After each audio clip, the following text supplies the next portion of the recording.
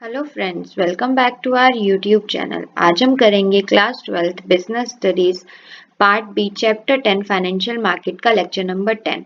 आज के लेक्चर में जो हम टॉपिक कवर करेंगे वो होगा बदला और carry over arrangement and demat account या डिपॉजिटरी सर्विसेज। तो चलिए बिना देरी के अपने आज के लेक्चर को स्टार्ट करते हैं। बदला और कैरी ओवर अरेंजमेंट क्या होता है? ये एक ऐसी ट्रांजैक्शन होती है हमारे स्टॉक एक्सचेंज में जो या तो कैश बेसिस पे होती है या उसकी डिलीवरी या पेमेंट जो भी आपको लेना या देना होता है उसको पोस्टपोन कर दिया जाता है व्हेन एवर जब आपके पास पैसा हो उस पर। उस एक्सचेंज को या उस अरेंजमेंट को हम क्या कहते हैं? बदला और कैरी ओवर अरेंजमेंट। ये एक ऐसा यूनिक फीचर होता है इंडियन स्टॉक मार्केट का, स्पेशली बॉम्बे स्टॉक एक्सचेंज ये फीचर अप्लाई करता है या अपने जो जितने भी उनके स्टॉक एक्सचेंजेस उनके अंदर रजिस्टर्ड है उनको ये अपॉर्चुनिटी देता है या फैसिलिटी देता है कि वो इस एग्रीमेंट को, इस अरेंजमेंट को फॉलो अप कर सके। ये एक ऐसी फैसिलिटी होती है जो पोस्टपोन कर देती है डिलीवरी या पेमेंट उन ट्रांजैक्शन की from one settlement period to another. For example, आपने बॉन्ड्स या आपने शेयर्स परचेज करे हैं और आपकी मैच्योरिटी डेट है, आपको जो शेयर्स की ट्रांजैक्शन है मैच्योर हो जाएंगे, रिडीम हो जाएंगे, वो आपके हो जाएंगे 1 मंथ बाद। 1 मंथ बाद आप कंपनी के पास गए और आपने बोला कि आपने शेयर्स ले लो और हमारा जो फुल एंड फाइनल पेमेंट बनता है आप हमें दे दीजिए। पर कंपनी को अभी भी फंड्स की जरूरत है। तो कंपनी क्या करेगी? कंपनी बोलेगी कि इस बार का ना देके हम आपको नेक्स्ट मंथ 1 मंथ के लिए और हम परचेज करके रखते हैं।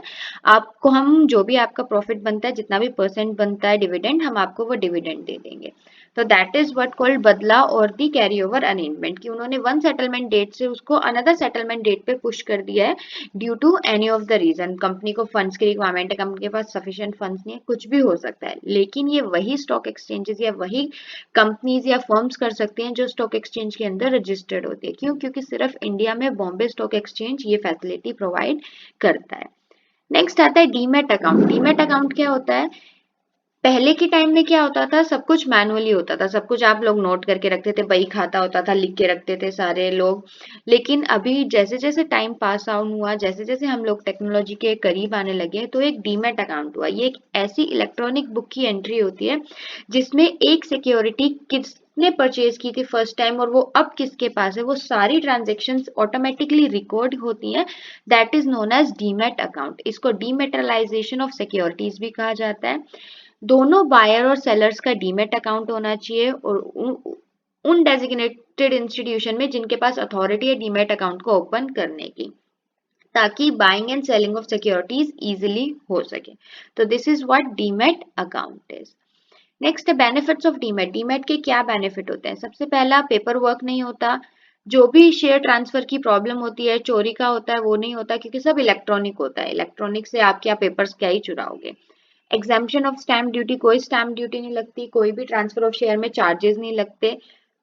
और जो ओल्ड लोड स्टैंड होता है, जो पुराना स्टैंड चला आ रहा है, लोड चला आ रहा है, वो क्या हो जाता है? खत्म हो जाता है। इंक्रीज लिक्विडिटी, लिक्विडिटी इंक्रीज होती है क्योंकि स्पीडी सेटलमेंट होती है। एक बंदे से दूसरे बंदे ने कब शेयर परचेज किया, कितने परसेंट परचेज किया, कितने शेयर्स परचेज किए, सब कुछ ऑटोमेटिकली उस सिक्योरिटी से लिंक होता है और वो ऑटोमेटिकली आपके डीमैट अकाउंट में अपडेट होता रहता है। Single demat account can hold investment in both equity and debt instrument. एक ही डीमैट अकाउंट को आप इक्विटी के लिए भी यूज कर सकते हो प्लस डेट इंस्ट्रूमेंट के लिए भी यूज कर सकते हो। ट्रेडर्स कहीं के भी हो सकते हैं क्योंकि ये एक इलेक्ट्रॉनिक फॉर्म है और इलेक्ट्रॉनिक फॉर्म है तो वहां पे रजिस्टर करना एक तरह का इजीली टास्क हो जाता है। ऑटोमेटिक क्रेडिट हो जाते हैं, जितने भी आपने फंड, जितने शेयर्स किए हैं उसका डिविडेंड, जो भी बोनस कंपनी देती है वो ऑटोमेटिकली आपके डीमैट अकाउंट में क्रेडिट हो जाता है।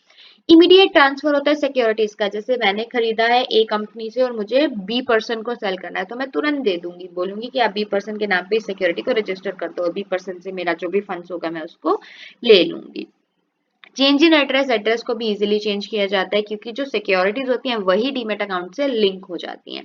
तो दिस इज व्हाट बदला और carry over arrangement and demat account is. I hope आपको ये दोनों टॉपिक अच्छे से समझ में आ गए होंगे।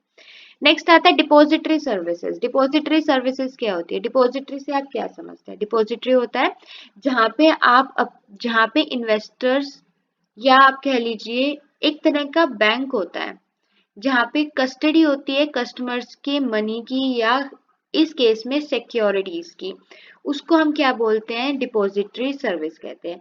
ये एक इलेक्ट्रॉनिक फॉर्म में होता है, जैसे बैंक में तो आप कैश जाके जमा कराते हो, डिपॉजिटरी सर्विसेज सब कुछ इलेक्ट्रॉनिक फॉर्म में होता है। डीमैट अकाउंट ओपन होता है, सारे शेयर्स उसमें डिपॉजिट होते हैं, वो कभी भी विड्रॉ कर सकते हो आप, कभी भी उसको सेल कर सकते हो अगर आपको देना है, अगर आपको पैसा रिसीव करना है वो सब कर सकते हो। तो ये जो सब देख रेख करता है that is known as your depository services. एक तरह का बैंक अकाउंट या एक तरीके का कस्टोडियन बोल लीजिए, जो आपकी सिक्योरिटीज पे निगरानी रखता है और उसकी देख रेख करता है। अगर इंडिया की बात करें तो दो ही मेजर डिपॉजिटरी है, first is NSDL that is national security depository limited, second is central depository services limited. इन लोगों को डिपॉजिटरी पार्टिसिपेंट्स भी कहते हैं। तो आई होप आपको डिपॉजिटरी सर्विस अच्छे से समझ में आ गया होगा। नेक्स्ट है सर्विसेज, कौन कौन सी सर्विसेज प्रोवाइड करता है। सबसे पहली डीमैट अकाउंट प्रोवाइड करता है, फिजिकल सर्टिफिकेट प्रोवाइड करता है, इलेक्ट्रॉनिक फॉर्म में सर्टिफिकेट प्रोवाइड करता है, सेटलमेंट, जो भी सेटलमेंट होती है वो डिपॉजिटरी से कनेक्ट होके आती है, क्योंकि अगर कोई भी सेटलमेंट एक्सचेंज पे हो रही है ना, एक्सचेंज हाउस में हो रही है, तो वो ऑटोमेटिकली डिपॉजिटरी से कनेक्ट होगी। क्यों? क्योंकि आपकी सिक्योरिटीज डिपॉजिटरी में भी रजिस्टर होती हैं। आज के टाइम में क्या हो गया है, ऑनलाइन ज्यादा हो गया और पेपरलेस ट्रेडिंग कम हो गया है, तो कंपलसरी कर दिया है हर शेयर को रजिस्टर्ड करना एक्सचेंज में, डिपॉजिटरी सर्विसेज में और डीमैट अकाउंट में। डिपॉजिटरी सर्विसेज एक ऐसा मैकेनिज्म है जो ओनरशिप ऑफ शेयर, जो शेयर्स की ओनरशिप जो ट्रांसफर होती है उसको फिजिकली ना करके एक बुक एंट्री के फॉर्म में एग्जीक्यूट करने में मदद करता है। तो that is what depository do. Next आता है four players who participate in depository system. चार, सबसे पहला तो खुद डिपॉजिटरी, खुद एक इंस्टीट्यूशन कह लीजिए जो खुद होगा, जो होल्ड करेगा इन्वेस्टर्स के शेयर्स को इलेक्ट्रॉनिक फॉर्म में। नेक्स्ट आता है द डिपॉजिटरी पार्टिसिपेंट, जो अकाउंट ओपन करेगा, जो डीमैट अकाउंट ओपन करेगा अपने डिपॉजिटरी के साथ, ताकि वो अपने सिक्योरिटीज के रिकॉर्ड को मेंटेन कर सके। नेक्स्ट द इन्वेस्टर्स, जो इन्वेस्ट करना चाहता है उन शेयर्स में जिनके नाम पे वो शेयर्स रजिस्टर्ड है।